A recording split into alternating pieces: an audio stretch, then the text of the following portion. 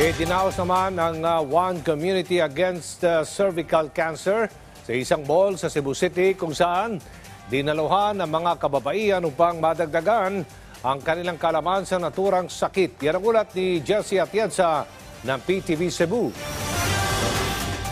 Higit 20 taon nang nasa serbisyo sa PNP si Myra Luna. Pero nitong buwan lang ng Abril, hinarap niya ang isang tahimik na pagkikipaglaban nang ma-diagnose siya ng cervical cancer.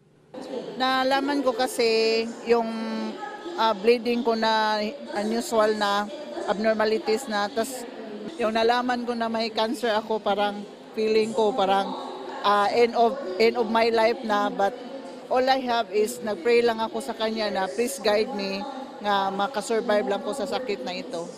Kabilang siya sa mga kababaihang dumalo sa One Community Against Cervical Cancer na ginanap sa lungsod ng Cebu, kung saan hinihimok ang kababaihan na madagdagan ang kanilang kaalaman sa paglaban sa cervical cancer. The functions of Department of Health is really to advocate and to give the right information. So this is really a good venue for people kasi this is a shopping mall.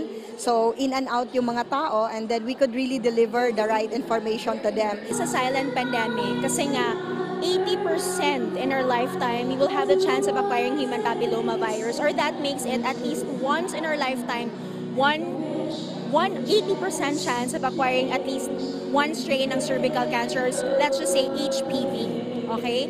In our country naman, 11 women die of cervical cancer every day.